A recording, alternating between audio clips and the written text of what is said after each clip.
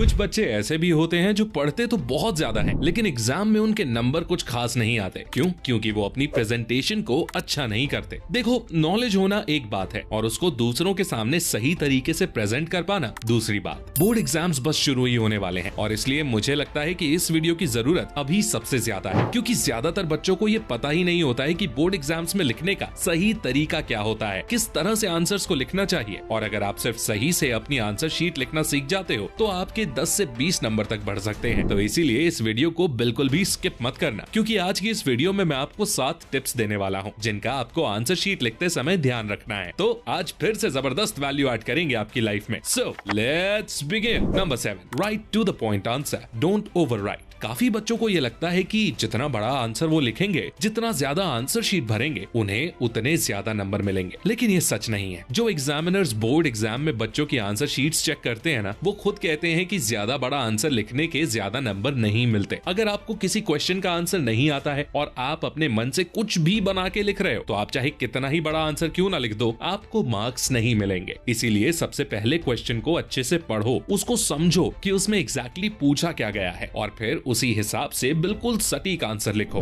जैसे for example, अगर आपसे क्वेश्चन पूछा जाता है कि कबीर दास के 3 दोहे लिखो, तो आपको सिर्फ उनके 3 दोहे ही लिखने हैं। ये मत बताने लगना कि कबीर दास का जन्म कब हुआ, वो कौन थे, और ना ही दोहों को एक्सप्लेन करने की जरूरत है, क्योंकि क्वेश्चन में वो नहीं कहा गया है। हाँ, अगर ज्यादा नंबर का क्वेश्चन है तो थोड़ा एक्सप्लेन कर सकते हो, लेकिन अगर 2-3 नंबर का क्वेश्चन है तो बस दोहे लिख दो। देखो, अगर आपका आंसर करेक्ट होगा और आप जितनी रिक्वायरमेंट है उतना लिखोगे तो आपको पूरे नंबर मिलेंगे। काफी बच्चे ज्यादा आंसर शीट भरने के चक्कर में रहते हैं, पर इससे एग्जामिनर आपसे कोई खासा इंप्रेस नहीं होने वाला। उल्टा आप उनका काम और बढ़ा दोगे। इसलिए जितनी रिक्वायरमेंट हो उतना ही लिखो। वैसे हर क्वेश्चन के पहले उसकी वर्ड लिमिट दी हुई होती है, तो आप वो वर्ड लिमिट देखकर सिर्फ उतने वर्ड्स का ही आंसर लिखो और टू द पॉइंट आंसर लिखो। इससे होगा क्या, आपका टाइम भी बचेगा, आप ज्यादा क्वेश्चंस भी अटेम्प्ट कर पाओगे और एग्जामिनर पर भी आपका एक अच्छा इंप्रेशन पड़ेगा। Number 6, use those extra 15 minutes wisely. लगभग हर स्कूल बोर्ड ने अब इस रूल को लागू कर दिया है कि एग्जाम टाइम शुरू होने से पहले बच्चों को 15 मिनट एक्स्ट्रा दिए जाते हैं, ताकि उस समय में वो अपना क्वेश्चन पेपर पढ़ सके, क्वेश्चंस को अच्छे से समझ सके और उन्हें पेपर में आंसर को किस तरह से लिखना है वो इसकी प्लानिंग कर सके। तो आपको उन 15 मिनट को अच्छे से यूटिलाइज करना है। ये मत सोचो कि पेपर पढ़ने से कोई फायदा नहीं होगा। ये 15 मिनट एक्स्ट्रा अगर आपको दिए गए हैं तो कुछ सोच समझ कर ही दिए गए होंगे। इसीलिए इसी टाइम में पेपर लिखने की अपनी पूरी स्ट्रैटेजी तैयार कर लो। ये छोटी लगने वाली बात आपको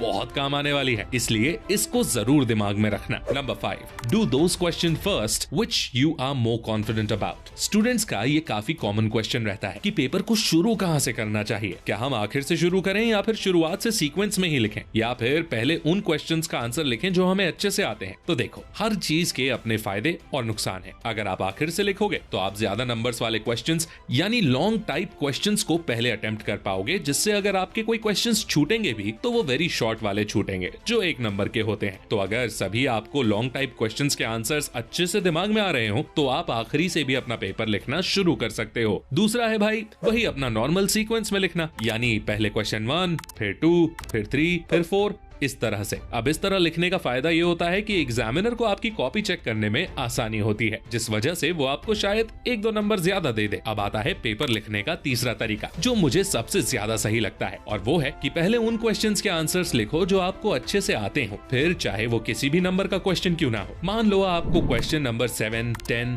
12, 16, 27, 29, 21 बहुत अच्छे से आ रहे हो, तो पहले इनका आंसर लिखो। सीक्वेंस के चक्कर में पढ़ने की कोई जरूरत नहीं, बस क्वेश्चन नंबर डाल दो और लिखना शुरू करो। अब देखो, इस तरह से लिखने का फायदा क्या है। पहला ये कि आपका कॉन्फिडेंस बढ़ता है और एग्जामिनर पर आपका एक अच्छा इंप्रेशन पड़ता है। देखो, किसी भी चीज की शुरुआत बहुत क्रूशियल पॉइंट होता है। अगर आप शुरू में वो क्वेश्चंस करोगे जो आपको समझ नहीं आ रहे, तो आपका कॉन्फिडेंस कम होगा, और अगर आपके पहले के 2-3 आंसर्स ही गलत हो गए तो एग्जामिनर के माइंड में आपका खराब इंप्रेशन पड़ेगा। वहीं अगर आपके शुरू के आंसर्स एकदम करेक्ट होंगे तो एग्जामिनर पर इसका अच्छा इंप्रेशन पड़ेगा, जिससे आपके आगे के आंसर्स में हो सकता है कि आपको कुछ एक्स्ट्रा नंबर्स मिल जाएं। इसीलिए शुरू में उन क्वेश्चंस को करना चाहिए जो आपको अच्छे से आते हैं। इससे आपको उन क्वेश्चंस के बारे में सोचने का ज्यादा टाइम भी मिलेगा जो आपको नहीं आते। इसीलिए मैं पर्सनली तो आपको यही रेकमेंड करूंगा कि पहले उन क्वेश्चंस को अटेम्प्ट करो जिनका आंसर आपको अच्छे से आता हो। Number 4, do not try to decorate the answer sheet. बहुत से स्टूडेंट्स की आदत होती है कि वो अपनी आंसर शीट को बहुत डेकोरेट करके लिखते हैं और डेकोरेट करने के लिए वो तरह तरह के कलरफुल पेन्स और मार्कर्स यूज करते हैं और हर हेडिंग को अलग अलग कलर के मार्कर्स से अंडरलाइन करते हैं। ये सब करना बंद कर दो, क्योंकि इससे आपको एक भी नंबर एक्स्ट्रा नहीं मिलने वाला। हाँ, लेकिन आपका कीमती समय जरूर खराब होगा, जिस समय को अगर आप चाहो तो उन क्वेश्चंस के आंसर सोच समझकर लिख सकते हो, जिन क्वेश्चंस को आप बाद में करूंगा ये कह के छोड़ आते हो। इसीलिए अपने बोर्ड एग्जाम में बस 2 ही पेन लेकर जाओ, हेडिंग्स लिखने के लिए एक ब्लैक पेन और दूसरा मेन टेक्स्ट लिखने के लिए एक ब्लू पेन। साथ में एक पेंसिल भी ले जाओ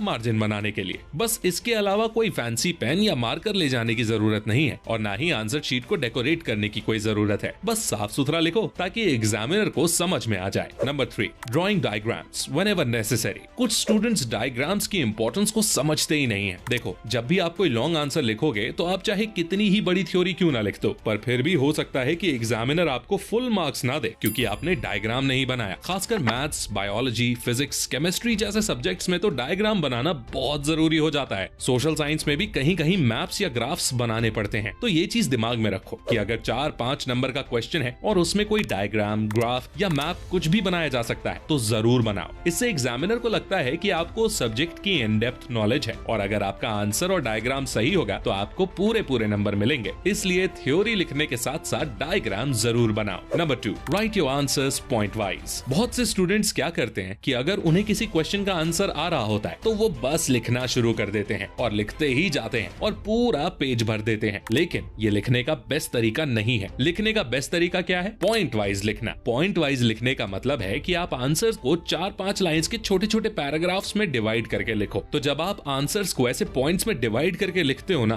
तो इसका फायदा ये होता है कि एग्जामिनर को अच्छे से समझ में आता है, क्योंकि अगर आप पेज को पूरा भर दोगे तो एग्जामिनर इतना बड़ा आंसर देख के जल्दी जल्दी पढ़ेगा और हो सकता है कि वो पूरा पढ़े भी ना, सिर्फ कुछ शुरुआत का ही पढ़ ले। तो इस चक्कर में आपके नंबर कम हो सकते हैं। लेकिन जब आप पॉइंट वाइज लिखोगे तो आपका आंसर स्ट्रक्चर्ड हो जाता है और छोटे छोटे पॉइंट्स को पढ़ना भी आसान हो जाता है। इससे आपको ज्यादा मार्क्स मिलने की उम्मीद रहती है। Number 1, keep the answer sheet NEET and clean. देखो, जब भी आपको पेपर मिलता है तो उसमें लिखा रहता है write the answers in a neat and clean way, और पेपर लिखते समय इसी बात का आपको खास ध्यान भी रखना है। जरूरी नहीं है कि आप बहुत ही अच्छी हैंडराइटिंग में लिखो, लेकिन जैसा भी लिखो साफ सुथरा लिखो। एग्जामिनर को पढ़ने में कोई दिक्कत ना हो, उन्हें अच्छे से समझ में आए। दूसरी चीज, ज्यादा कटिंग मत करो। अगर आप बार बार स्पेलिंग मिस्टेक्स कर रहे हो और बार बार कटिंग कर रहे हो तो इससे आपका खराब इंप्रेशन पड़ता है। 1-2 बार कटिंग हो जाती है, ठीक है, लेकिन बार बार मत करना, वरना आपके नंबर कम हो सकते हैं। बहुत से लोग यही गलती कर जाते हैं। वो आंसर तो ठीक लिखते हैं लेकिन उसमें बहुत कटिंग कर देते हैं, जिस वजह से उनके मार्क्स कम हो जाते हैं। तो ये गलती आप लोग बिल्कुल मत करो। और जब भी आंसर्स लिखो तो वर्ड्स के बीच में थोड़ा स्पेस रखो। अगर एक आंसर लिखने में आधे से ज्यादा पेज भर गया है तो दूसरा आंसर नेक्स्ट पेज से लिखना शुरू करो। इससे आपकी answer sheet NEET and clean दिखेगी। देखो, मेरी बात को इस तरह से समझो। मान लो कि आप एक बहुत अच्छे घर से हो और आप किसी बड़े फैमिली फंक्शन में गए, लेकिन बिल्कुल गंदे कपड़े पहनकर गए हो। तो अब आप चाहे कितने ही बड़े या रॉयल घर परिवार से आते हो, आपको कोई रॉयल नहीं समझने वाला। उसी तरह आप चाहे कितने ही इंटेलिजेंट बच्चे क्यों ना हो, चाहे आपको सारे क्वेश्चंस के आंसर्स क्यों ना आते हो, अगर आप बार बार कटिंग करोगे और अच्छे से आंसर नहीं लिखोगे तो एग्जामिनर आपको इंटेलिजेंट नहीं समझने वाला। इसीलिए हमेशा खुद की आंसर शीट को ऐसे लिखो कि वो देखने में एकदम साफ सुथरी लगे, ताकि एग्जामिनर इरिटेट ना हो। तो